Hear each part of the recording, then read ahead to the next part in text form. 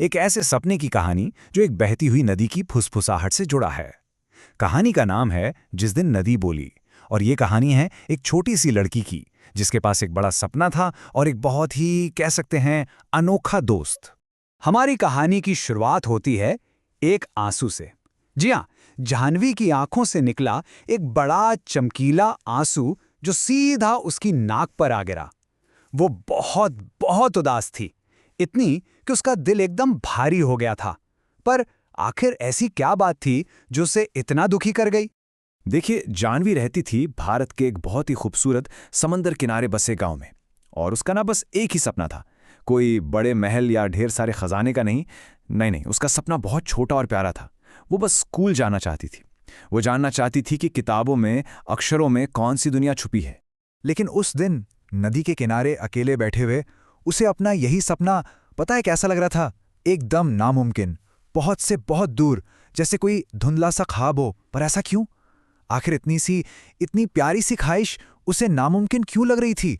वो अपने ख्यालों में खोई ही थी कि तभी एक बहुत ही धीमी गुनगुनाती हुई आवाज ने उस खामोशी को तोड़ दिया। आवाज ऐसी थी जैसे कोई गहरी नींद से धीरे धीरे जाग रहा हो। और उस आवाज ने बहुत प्यार से पूछा, अरे मेरी बच्ची, क्या बात है? ये सुनते ही जाह्नवी तो एकदम से चौंक गई। उसने फौरन घबराकर इधर उधर देखा, पर वहां तो कोई भी नहीं था। कोई भी नहीं, सिर्फ वो थी और उसके सामने बहती हुई नदी। तो फिर ये आवाज आई कहां से? थोड़ी हिम्मत जुटाकर उसने उस अनजानी सी आवाज को अपने दिल की बात बताई। और आपको पता है वो आवाज किसकी थी?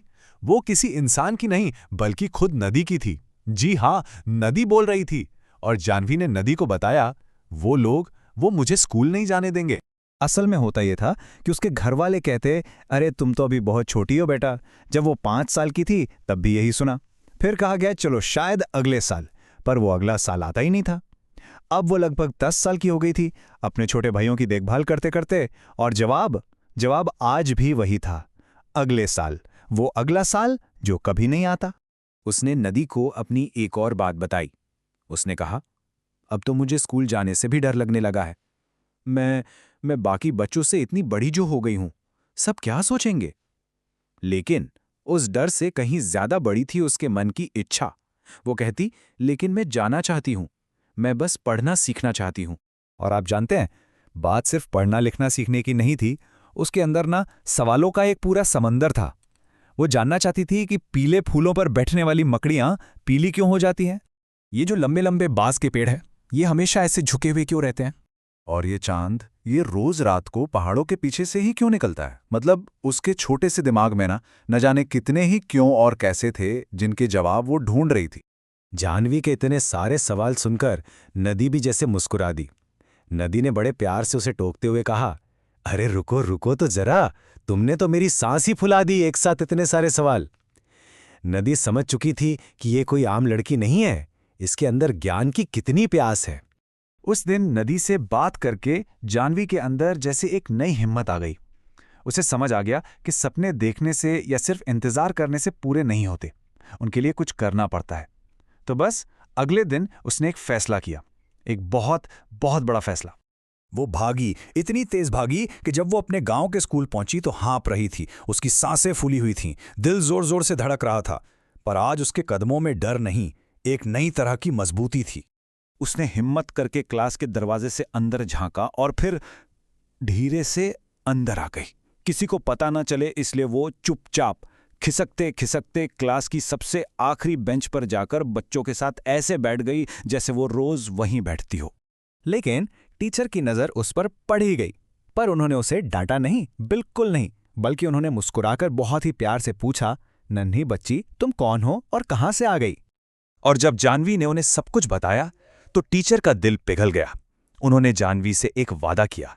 उन्होंने कहा, देखो, अगर तुम सच में मेरे स्कूल आना चाहती हो ना, तो फिक्र मत करो, हम तुम्हारे पिताजी से बात करेंगे, कोई ना कोई रास्ता जरूर निकालेंगे। और उन्होंने अपना वादा निभाया भी। उसी शाम टीचर सच में जाह्नवी के घर पहुंच गई, उसके माता पिता से बात करने। और फिर वो हुआ जिसकी किसी को उम्मीद नहीं थी। जाह्नवी की मां बोली और उन्होंने जो कहा उसने सब कुछ बदल दिया। उन्होंने कहा, लड़कियों को पढ़ना चाहिए, जितना वो पढ़ना चाहें उतना पढ़ना चाहिए, उन्होंने ये भी बताया कि वो खुद कभी स्कूल नहीं जा पाईं, पर वो अपनी बेटी का सपना कभी अधूरा नहीं रहने देंगी। और बस वही हुआ। वो पल आ ही गया। जानवी का सपना सच हो गया था। उसके मम्मी पापा मान गए थे। जानवी अब स्कूल जाने वाली थी।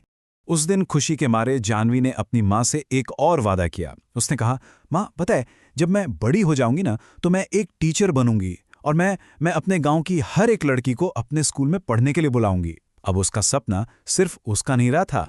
अगली सुबह स्कूल जाने की तैयारी से भी पहले जानवी को एक बहुत जरूरी काम याद आया। वो दौड़कर भागी सीधा उसी नदी के किनारे जहां से ये सब शुरू हुआ था। उसे अपने उस खास दोस्त को ये खुशखबरी जो देनी थी। वो खुशी से चिल्लाई। उसने नदी को बताया, मैंने कर दिखाया, सुनो मैंने कर दिखाया। मैं बहुत डरी हुई थी लेकिन फिर भी मैंने कर दिखाया। और जवाब में नदी की लहरें धीरे से मुस्कुराईं, मानो कह रही हों, मुझे तुम पर हमेशा से यकीन था। जानवी की कहानी हमें यही सिखाती है ना कि हिम्मत का एक कदम सपनों को सच कर सकता है। तो अब मैं आपसे पूछना चाहती हूं, ऐसा कौन सा सपना है जो बस आपके एक बहादुर कदम का इंतजार कर रहा है? सोचिएगा जरूर।